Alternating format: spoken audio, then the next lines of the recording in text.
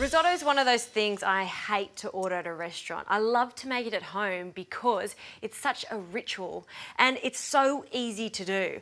In a pan, a non-stick pan makes such a difference when you're making a risotto because nothing sticks and the rice doesn't stick either, which is super important. A good glug of extra virgin olive oil into a pan, and you want to add the oil when the thermo spot starts to change. That's a good indication we can add our onions so they start to saute, start to fry off and soften.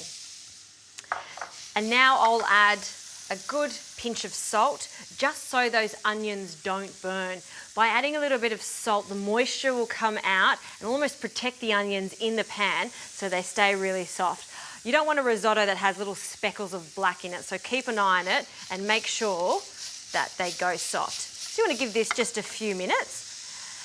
Now over here I have some stock. This is vegetable stock because I'm making a 100% vegetarian risotto. This is going to be my spinach and my pea risotto with blue cheese. It is to die for. And all the meat lovers out there, I promise you won't miss the meat because this is so luscious and so creamy with the blue cheese.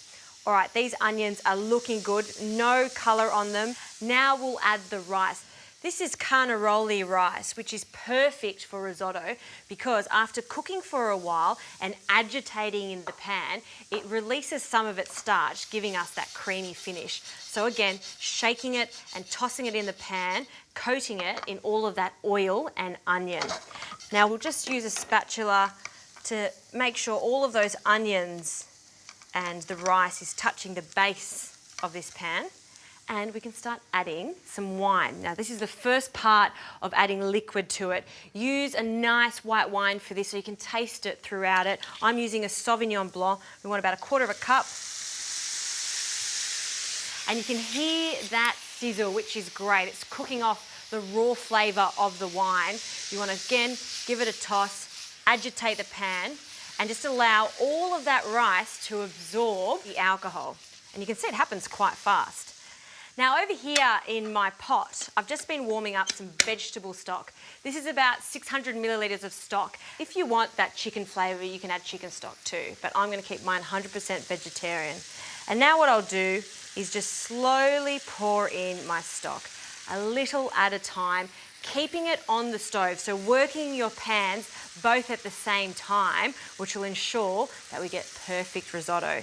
So once it starts to absorb the first bit of stock, we can add a little bit more.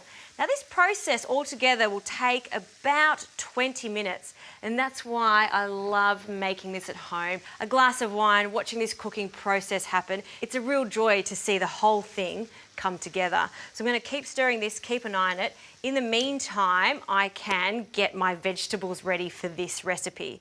I've just parboiled some peas, so they're still vibrant green, and some spinach.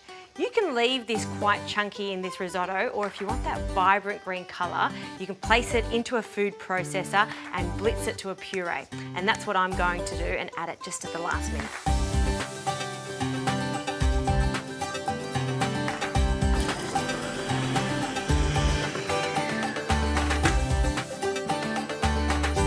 Now this risotto has been cooking for about 15 minutes. It's almost ready, and you can tell when it starts to go really shiny and there's still a little bit of liquid left in the pan. I'm going to turn it off now and I'm going to finish cooking it off the heat so it'll retain its warmth, and have a taste of the rice. It should be just a little over al dente. Perfect, just slightly to the bite. So we'll add a little bit of butter now. And now I just tasted that risotto and there's plenty of salt in it because of the stock. When you taste it, if your stock is not salty enough, you can add some salt at this stage. And don't forget, we're adding some cheese now, so that also has some salt in it. Now I'll bring this plate of cheese over. I love my cheese and it goes so well with risotto.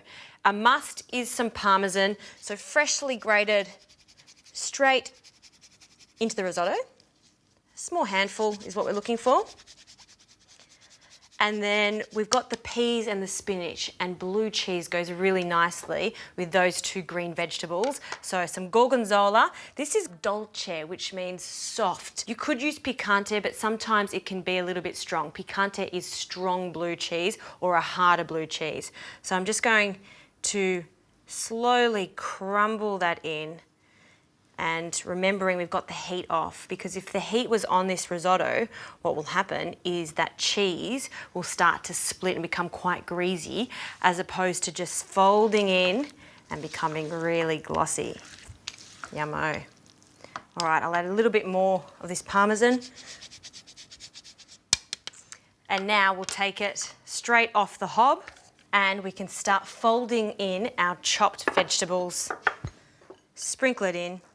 You do want to leave this to the end because you don't want this colour to change too much. We want this to be a really vibrant green risotto.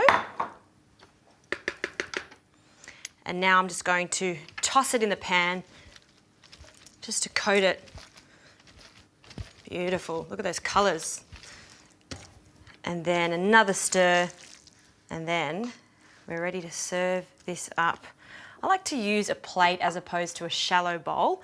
And the reason I like to do this is because when I was in Italy, when they used to make it, they used to tap the bottom of it so it would go flat instead of one big bowl of rice. It just tastes so much better.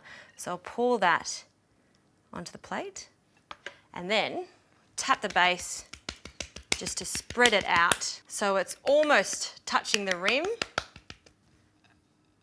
Now for the garnish.